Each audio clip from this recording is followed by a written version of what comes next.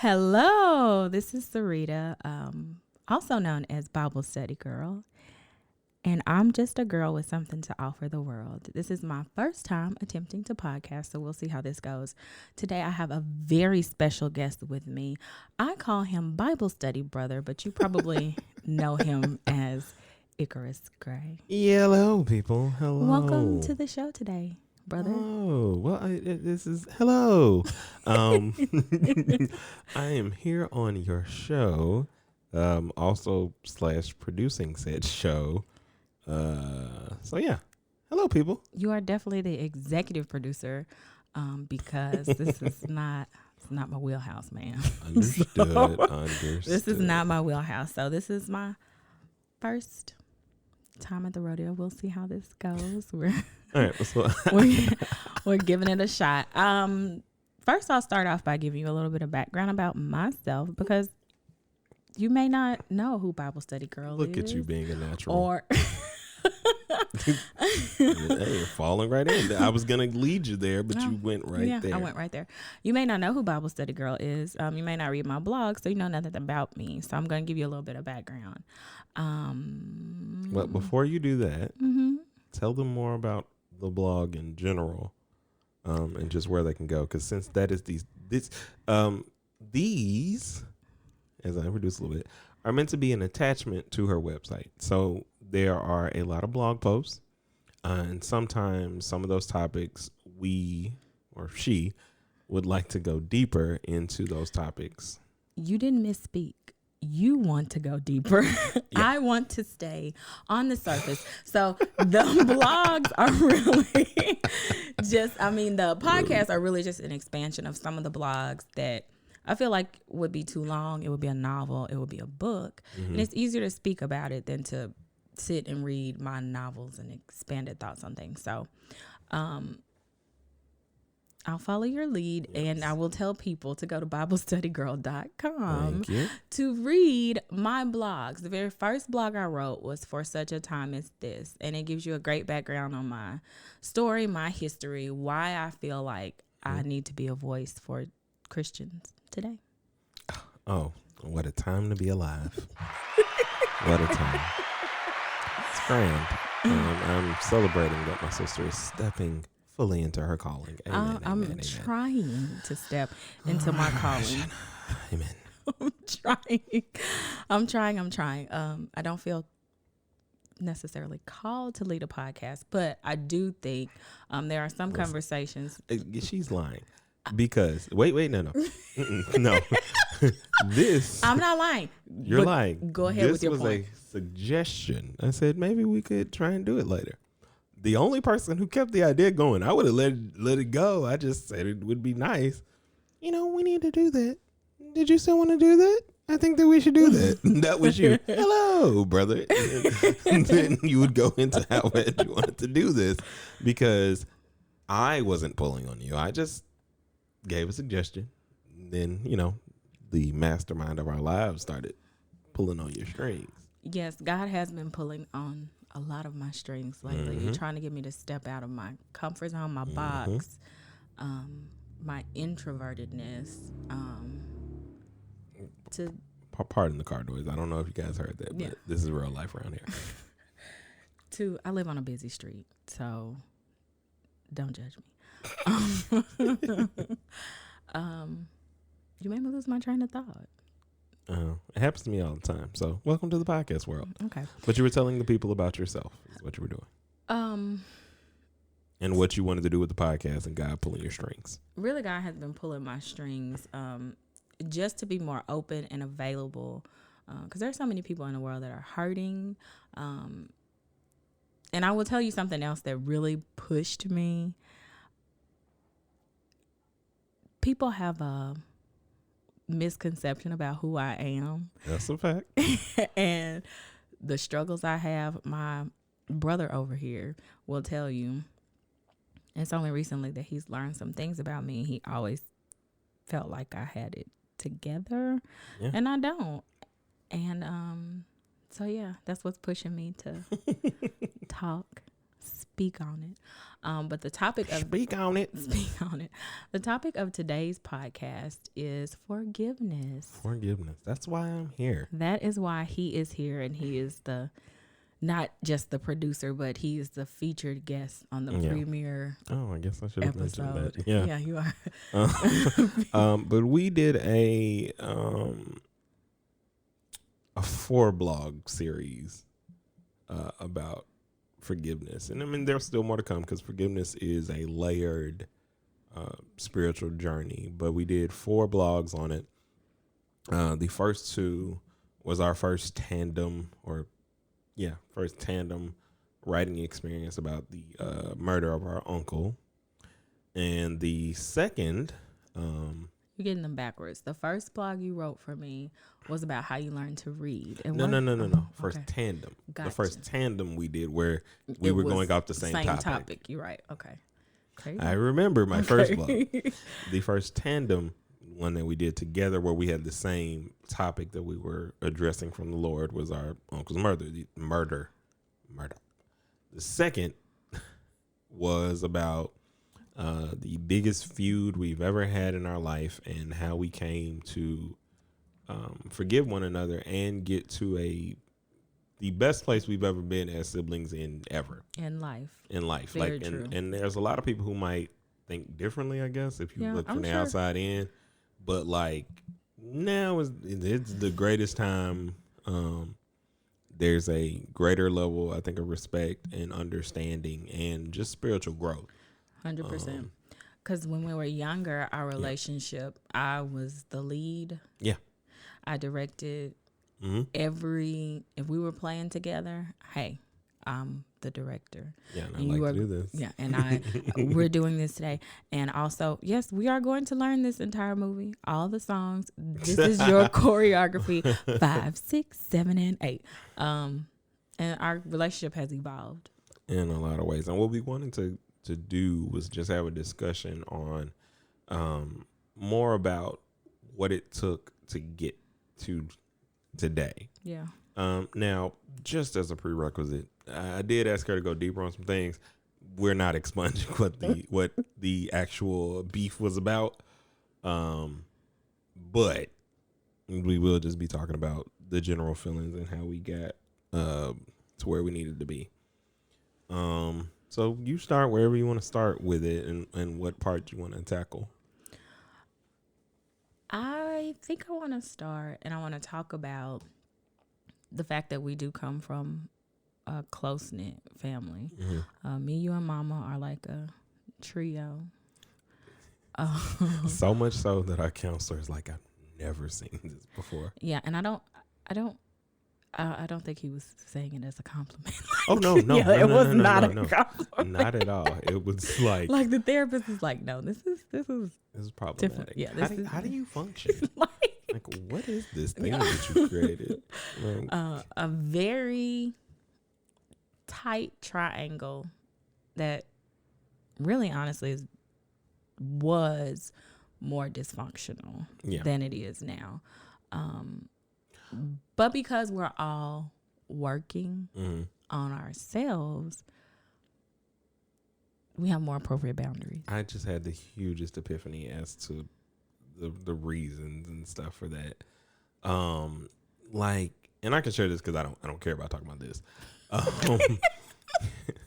But our parents had a divorce, or anyway, our parents had a divorce. I'm not going to get into all the details, but I realized that then was when we formed our super unhealthy trio in a way of coming together, and we never addressed any of the way we were feeling about it. I think our close-knit connection and the feeling of abandonment and so on and so forth, because we've all felt that in some way, shape, form, or fashion. I think so. Caused us to draw extremely close to one another. And I didn't even, we did stuff together, but I do feel like prior to, it was still in that healthy way where it was much healthier. Yeah. Pre-divorce. Yeah. Because we knew what we were getting into in terms of, we knew what we were expecting from he who shall not be named currently. This boy is crazy. But you know, people will hear this. So I'm trying to like you. Come on, if you know me, you it. know. But whatever. We get it. And so yeah, so I just had an epiphany on that because that was something, a perspective I've never thought about, because me and you essentially came together at that point to help keep our mother strong.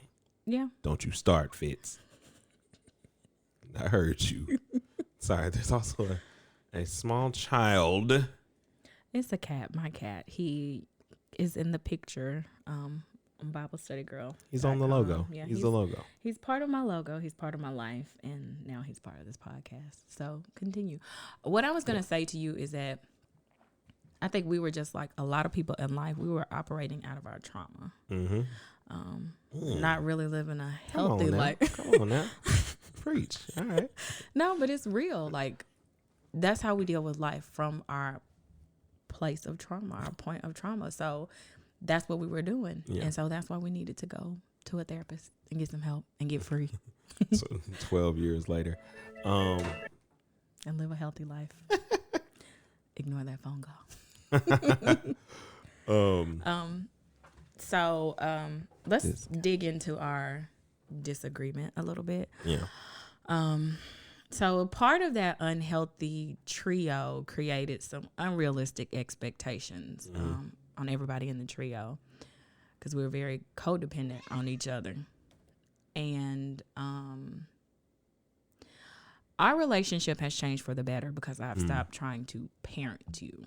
I spent the majority of my life trying to parent you and tell you what's right, what's wrong, this is how you do this, and not just being a sibling.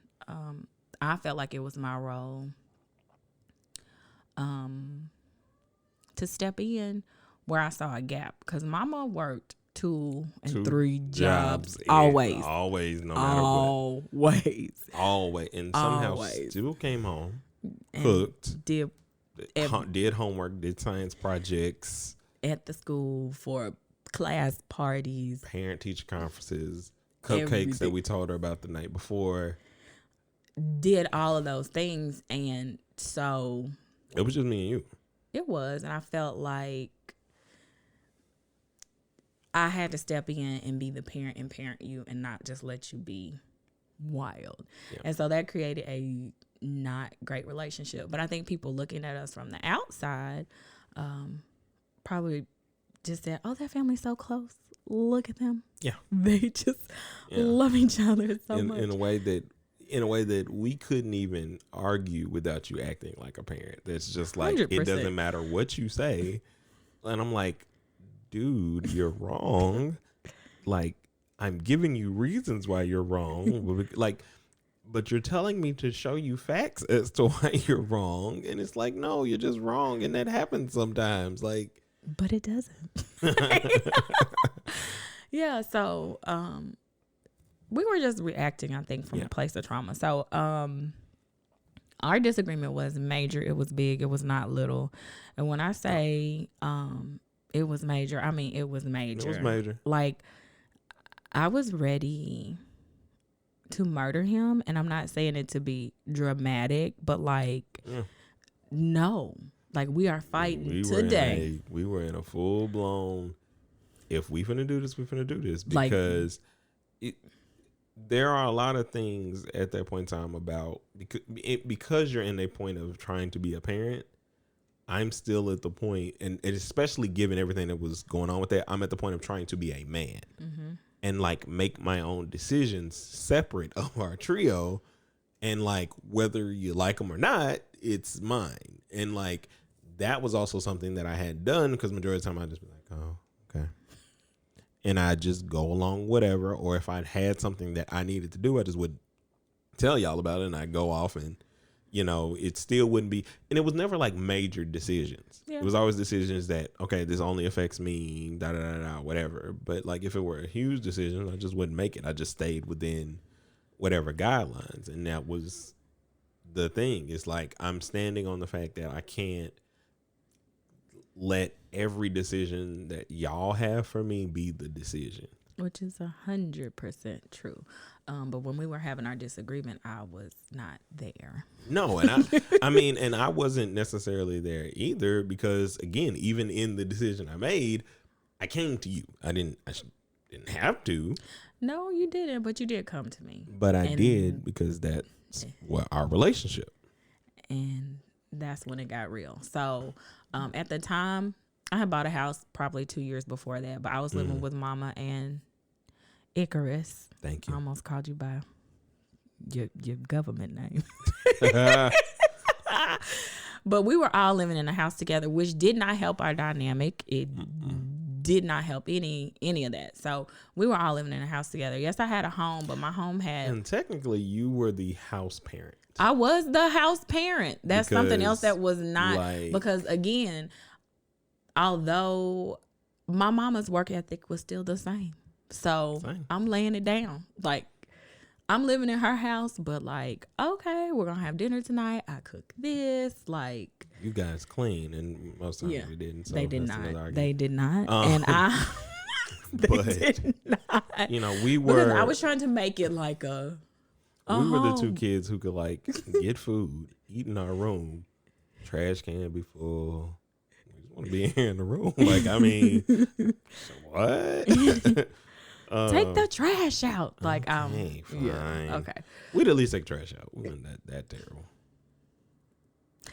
Joe, you would get mad when I had to remind you, hey, tomorrow's trash day, bro. Like, get on that. Like, yeah, you would get upset. Not always. Not always, but it would get on your nerves. Sometimes it was a little, you know. It was much. So, very unhealthy dynamic. So, I had a home. I had mold in my home. That needed to be taken care of, but that was going to take money. And I'm not the best. I'm not really a good steward of my money. I pay my tithes, but I just like to spend all the money. You can also check that out with the blog post, Restoration in Progress. Under construction. Under construction. I'm going to get all the titles. Yeah, you should have a list next to you, executive producer guy. Next time, if I hadn't left my phone at home, I would have all these things. Also, side note, he hasn't read them all, so I could be speaking about all of them. So and he wouldn't. But big ups to you for knowing about under construction. But I know your life. You do know my life. Therefore, you could give me a title, and I promise, because of our connection, I would know what's coming after. Did you read Vow Renewal? I didn't read Vow Renewal, See? Okay. but I know where it's coming from.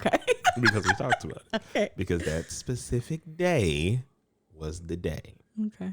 So anyway, thank you. Back to what we were discussing. So unhealthy dynamic. I'm done with my mama, my brother. I'm done with everybody. I'm going to do what's best for me. I'm moving into my moldy house with these cold cement floors, no bed. Like, I don't care. I buy myself a blow up mattress and I would just be in my home. And you can have it. And so I did move into my home, and a whole series of unfortunate events. And these people would have been coming for her had she continued to do so. Yes.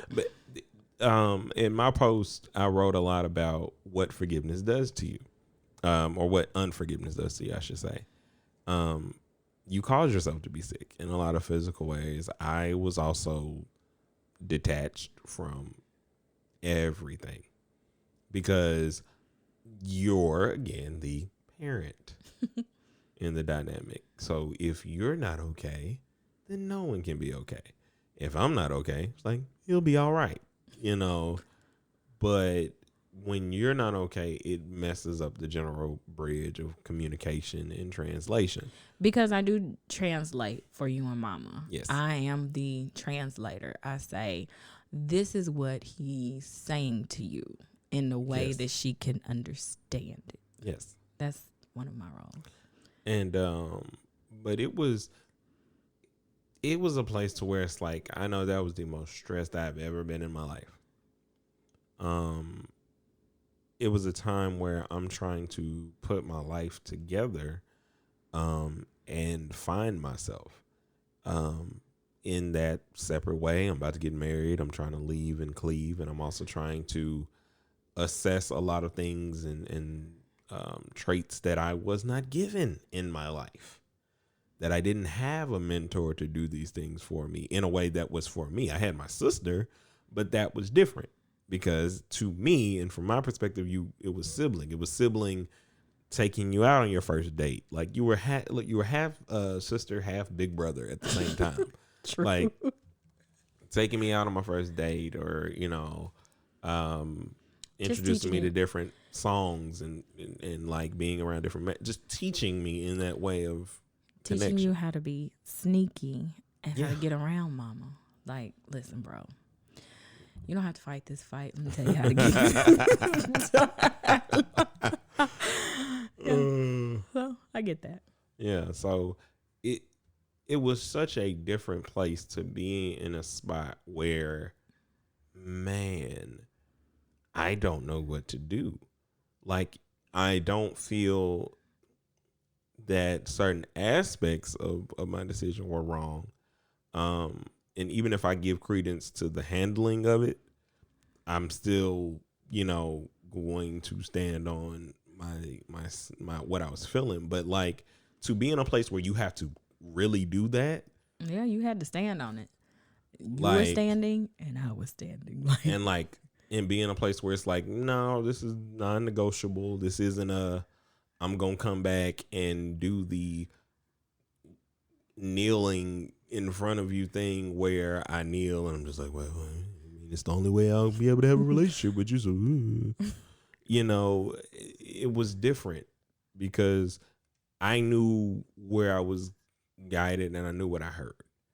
And oftentimes spiritually, it is incredibly difficult for you to make decisions that God asks you to make because it can upset people.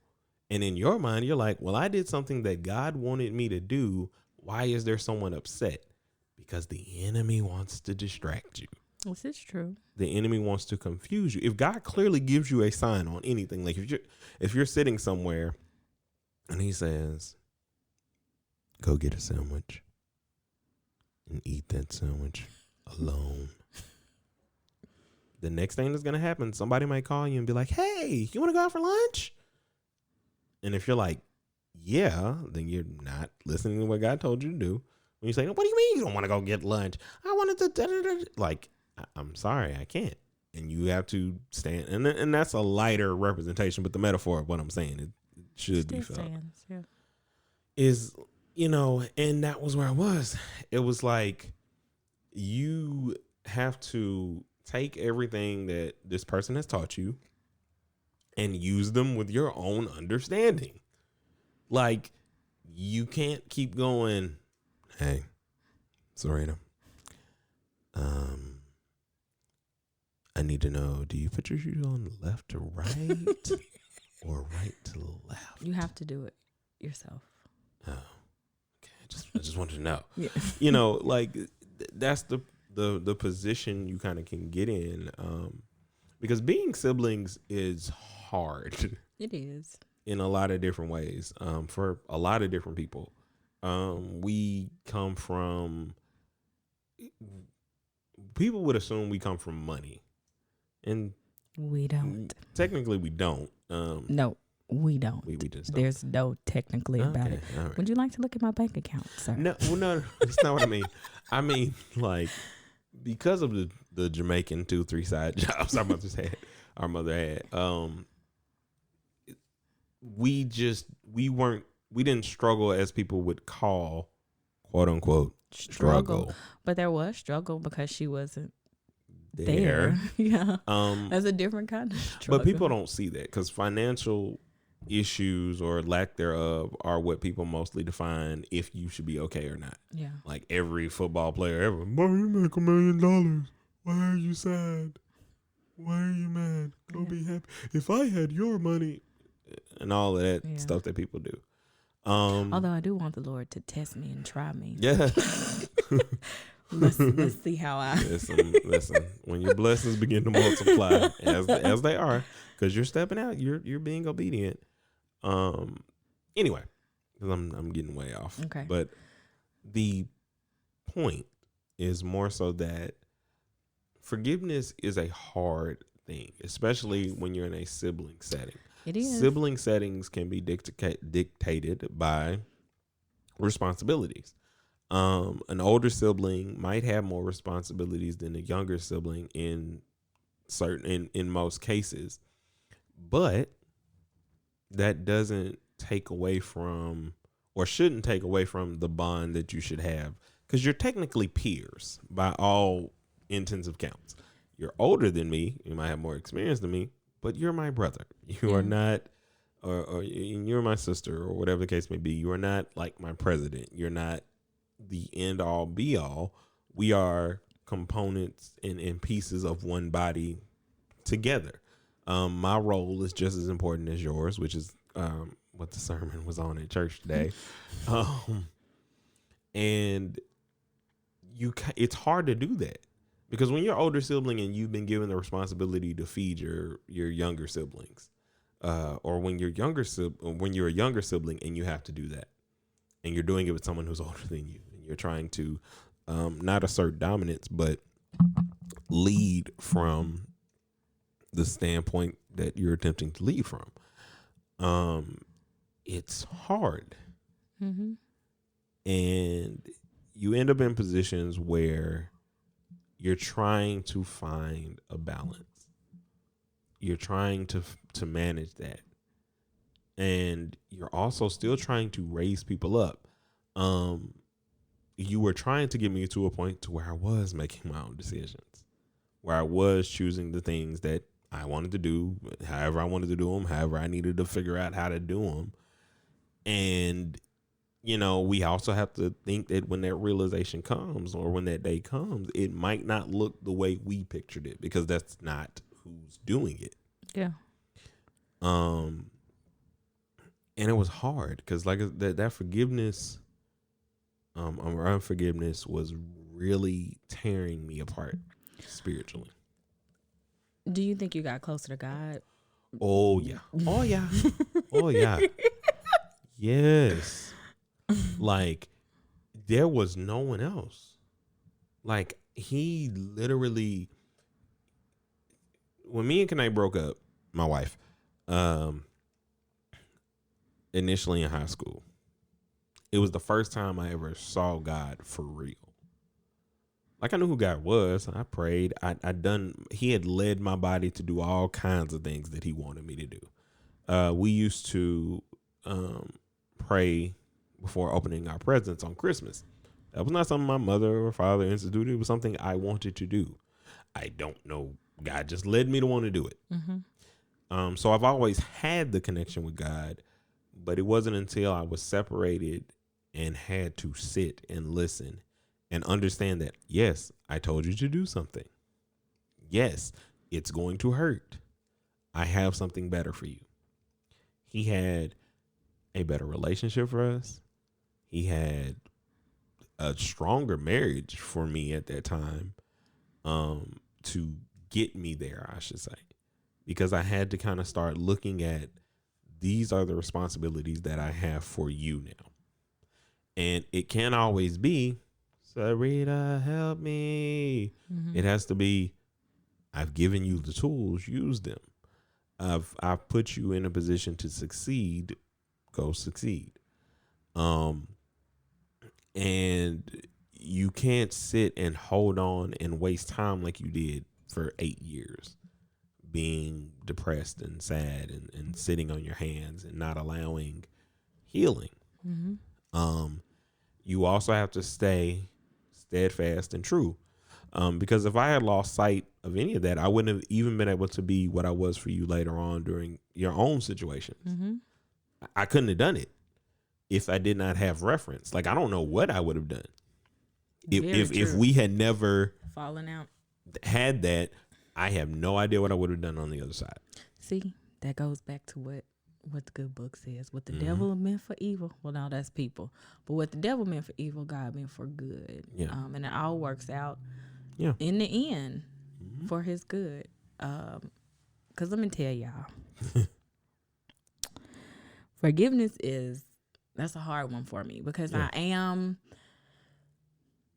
really, I would say I have a heart for people, and I let people go. I will let you, when I said let people go, well, I will let you hurt me again and No. again and again and again and again until I'm done. And my cutoff spirit is strong. Super strong. I have the strongest cutoff spirit in the world. And when we had our disagreement, I was done. And initially, because of unforgiveness and everything, I was gonna let it happen.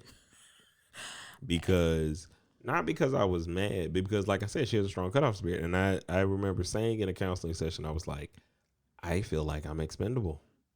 Like, I feel like there's a point where she would never talk to me again and wouldn't come back, wouldn't care. It wouldn't change her day. Like, she'd be singing and whistling Dixie, and like every sermon that made mention of situation would just be a amen, pastor.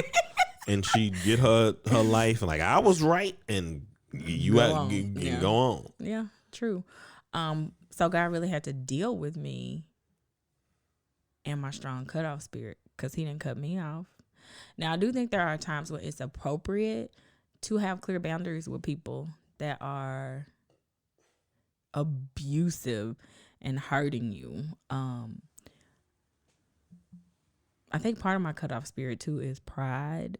Like, Yeah, and we have strong pride, and pride goes before destruction. So that's a word. it took him humbling me and me getting like, he had to bring me on down. And like, I was so mad that I was not going to his wedding. Like, I was like, I'm not going. I did not tell him that. She since has. She didn't tell me before. But I didn't tell him she's told me before, multiple times, and every time I'm like, stab, heart, ooh, knife in your but back. This was the first time, like, in to speak on forgiveness in the moment. This was the first time you said it where I wasn't like, oh, like I'm good, because I'm okay. I'm past That's that how point mad now. I was. Like, I was. Oh no, oh yeah, I knew. Oh yeah. I was like, you know what? Y'all can party without me, cause I'm over here and I'm not even doing it.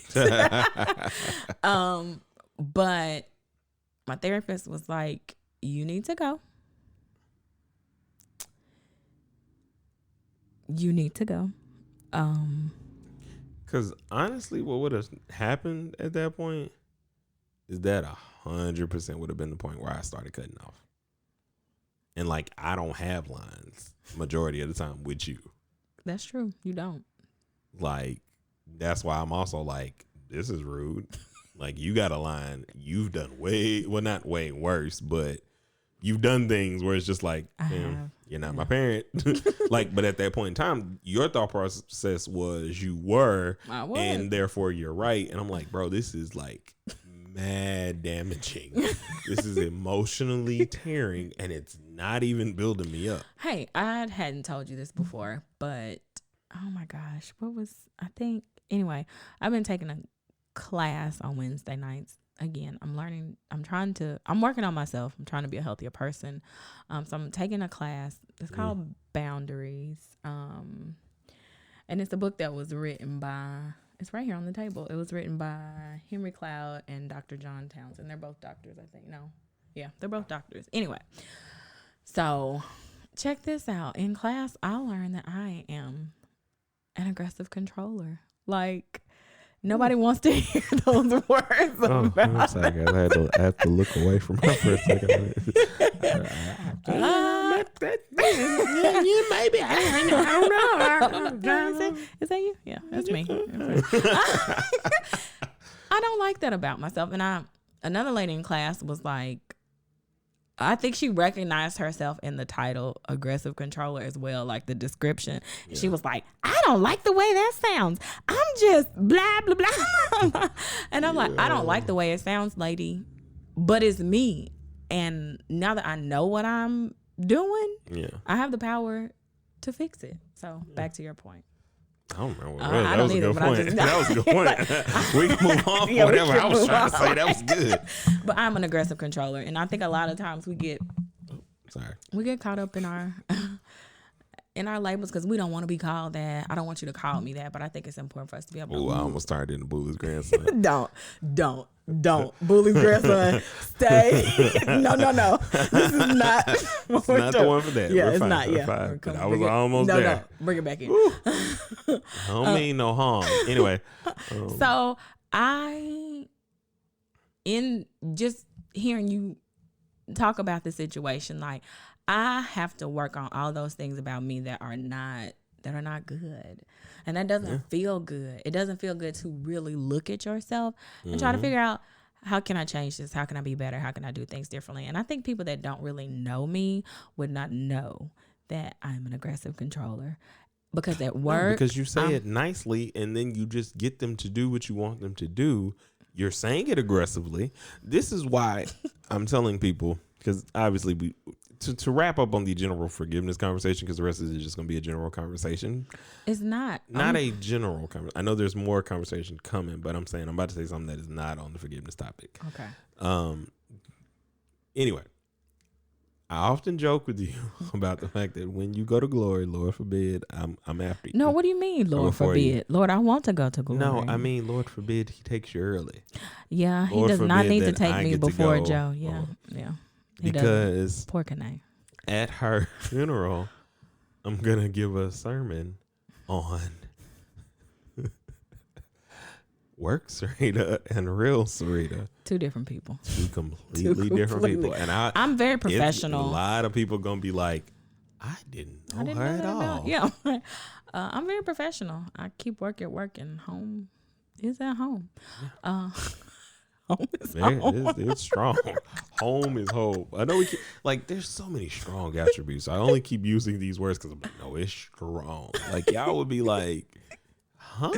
Who is you? Who is this? This is me. People would say. Yeah. So anyway, back to forgiveness. It was a struggle for me. It was a struggle for me. I cannot underscore that enough. Like, we had an uncle that was like, y'all don't need therapy. Oh, bro. Ooh. Let me tell you something. I need Jesus and therapy and whatever else they got. I need all of that. But I think just what you just said about work Sarita and private life Sarita, even with our family, I'm probably not as much of me. Yeah. They don't really understand like me because I present as nice. Yeah, we present very much so.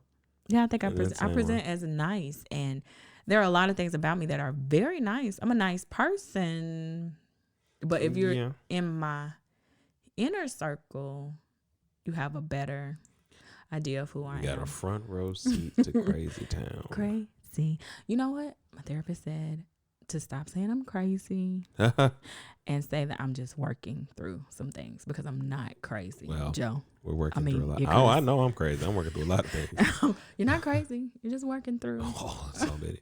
Many things. I'm working through all I think we all are. And that's one thing I want really just to highlight with my blog and my podcast, that you can look at me. You can look at Icarus. You can look at our family on Facebook and think, oh my gosh, it's so together.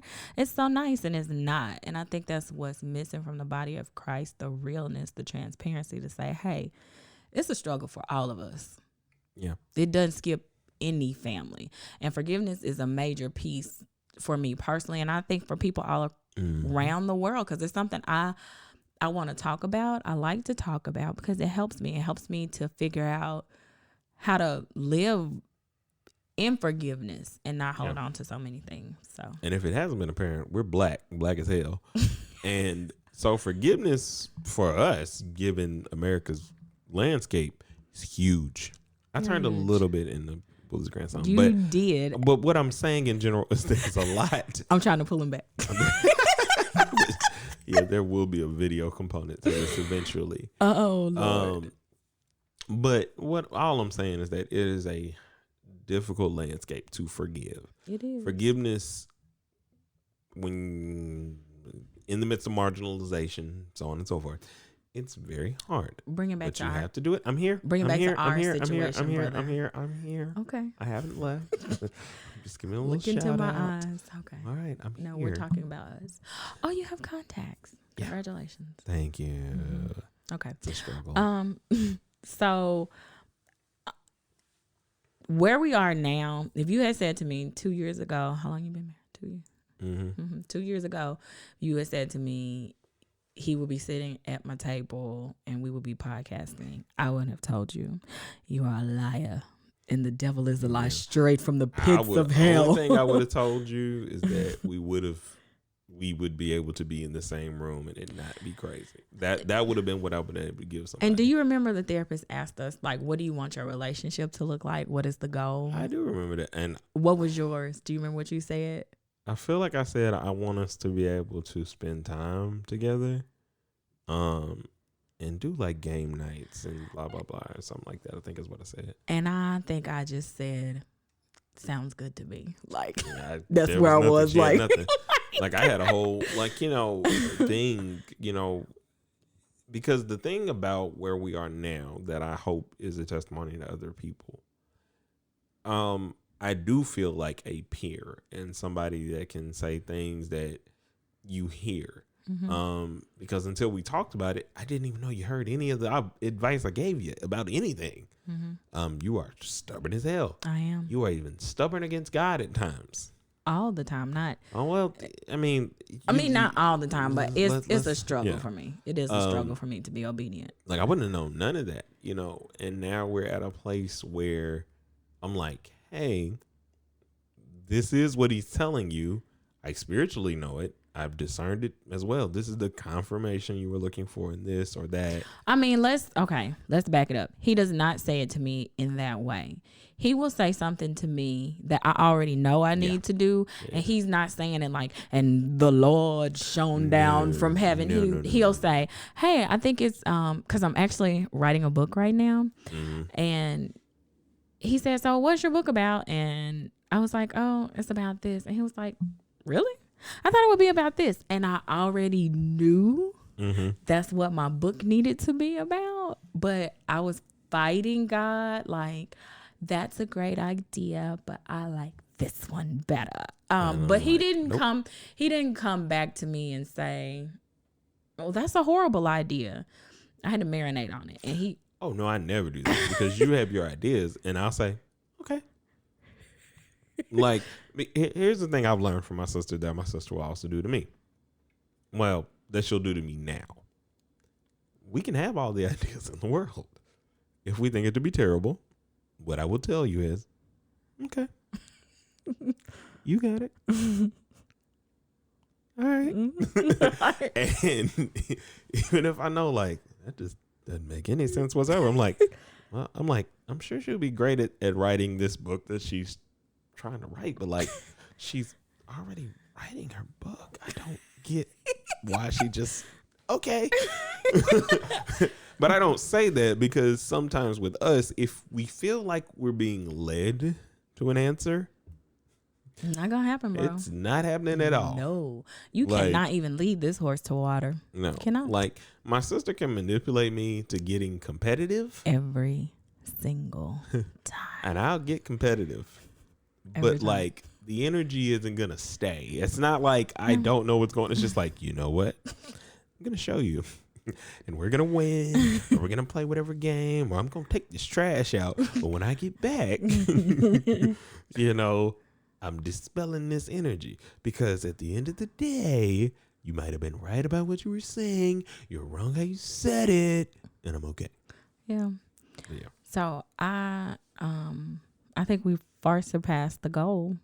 We did. I was also about to tell you that you've been podcasting. I'm looking at the time and I'm getting ready we're going to cut it. I'm trying to get to a good wrapping up place. So thank you for your patience and your indulgence as we figure out the mechanics of podcasting. Well, as I figure out the mechanics of podcasting, because my executive producer over here is executive producing. Also, they will be a bit shorter. This is the a first lot one shorter. because I know This she is wants the some short. like, But I knew she had to kind of come out of her shell, so I wasn't gonna contain her and be like, "You got 15 seconds." No, left. I've been looking at the clock. Do I you know. know me?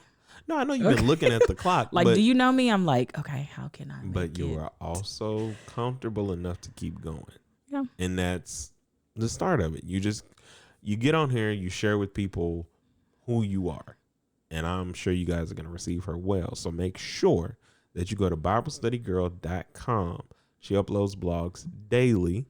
You also get a couple posts here and there from Bible Study Brother, myself. Also known as Icarus Gray. You want to shout out your? You can also find me on the No Rhyme or Reason podcast. I've already had a podcast for almost 3 years. Well, technically, we did 2 years straight, took a hiatus because life, and now we're back. And you can catch us every week on Tuesdays currently. But yeah, check us out. No Rhyme or Reason podcast on all your platforms.